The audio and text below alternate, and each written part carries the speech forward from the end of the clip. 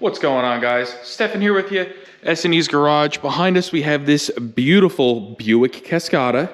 It's in today for some basic emissions repairs, and I wanted to use this car to kind of talk about something and to bring some things to your attention in the automotive world that you might not be aware of.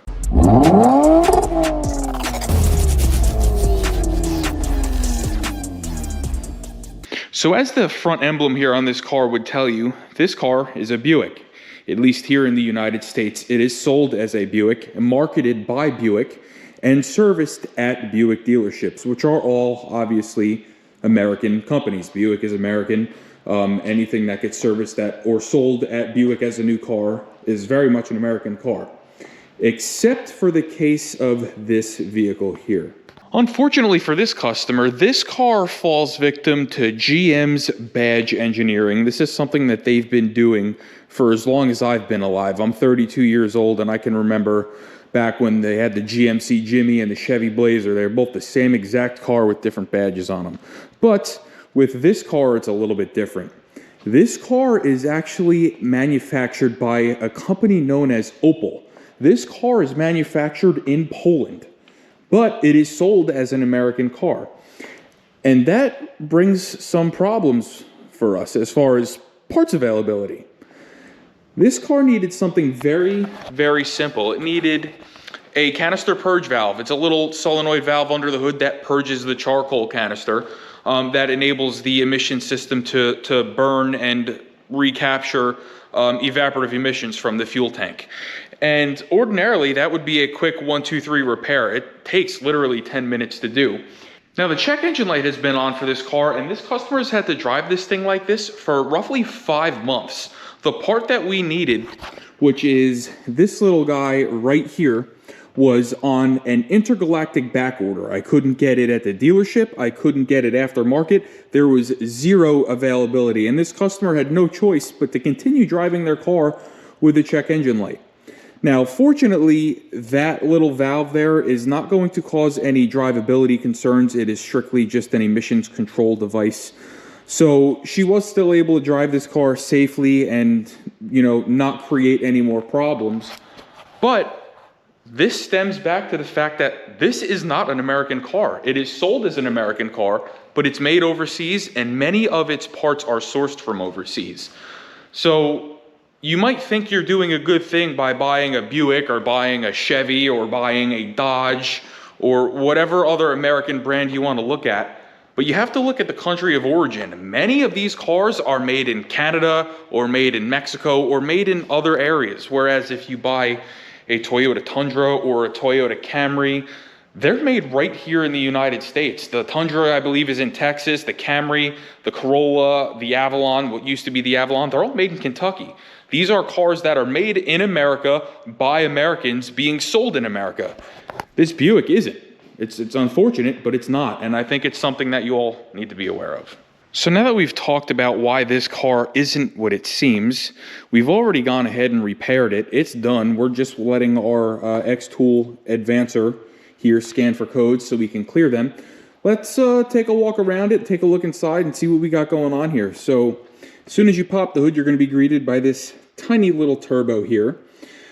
This looks to be a 1.6 liter engine, so it's a 1.6 turbo. I can't imagine that it's got a ton of power, but we'll go ahead and take it out for a ride to verify our repair here. But the car is beautiful. It's an absolute beautiful car. It's red with a black roof, nice black leather interior with red stitching. The car is extremely clean. This car's only got about 30,000 miles on it, and it is a 2018. So this customer does actually take really nice care of this thing. It's really her weekend driver. She doesn't really drive it too often. She's got a Kia that she drives daily, but this thing is actually, like I said, it's a nice car. I'm not a Buick guy, I'm not a GM guy, and I'm not a convertible guy, so it's nothing that I would ever have in my garage. But if I did see one of these coming down the road, I'd give it a second look, because it looks very, it looks foreign, if you want me to be honest with you. It looks kind of like a Vauxhall or something like that, which this car is also marketed as. They market this car as a bunch of different vehicles in a bunch of different countries. They just kind of shoved it into their product line and made it work. They didn't even change the model. They're known as the Cascada in every country that they have it. They just put a different Buick, Vauxhall, Opel. They just put a different name in front of it, which is, like I said, badge engineering at its finest. So I do see that they did put a nice little heat shield here for the turbo, just so that it does not cook the paint on the car. I'm sure they had to do that for that reason, because the turbo, like I said, is right there. So let's go ahead and let this advancer here do a trouble code scan real quick. And we're going to go ahead and clear the code. It is an incorrect purge flow for the evaporative system, which points directly to this purge valve here that we already went ahead and removed and replaced. This is made by Bosch, made in Germany. Like I said, this car is a complete parts bin. It's made in a different country and marketed as something that unfortunately was made here, which is not the case. So what we have here are emission system high purge flow, which basically means this valve is stuck open and it's just constantly sucking the vapors out of there. So replacing this will fix our problem. Let's just go ahead and clear all these codes. Okay. Let's give it one more trouble code scanning just to make sure we don't have anything else going on. I'm going to leave one of these X-Tool advancers in the description below. They're great to have. It's a little dongle about this big, plugs right in, and then connects right to an app on your phone. It makes doing this so easy. I didn't have to lug out my big bidirectional scan tool to do this. I just did it right from my phone. So let's go ahead. Let's let this do its thing, double check, and then we'll take this car for a ride. So here we are in this Opel Cascada here. And we're just going to go ahead and take it for a nice little rip around the block, make sure everything's good with our repair, and take a look at how it runs. Now, there is quite a bit of turbo lag there, actually, that I felt. The engine really came alive at around 4,000 RPM. I felt it kind of kick back. It does have that typical four-cylinder buzzing noise, if you will. I'm used to driving things with, 6 cylinders and 8 cylinders that sound quite a bit different, but this thing does actually drive beautifully. I'm on top of the steering wheel right now because I don't like moving my customer seats if I don't have to, because it's just an inconvenience for them. So we're just gonna leave it the way it is here.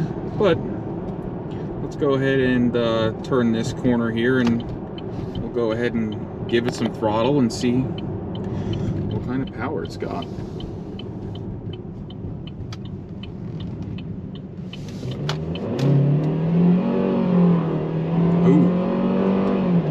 I don't like the way this transmission shifts at all.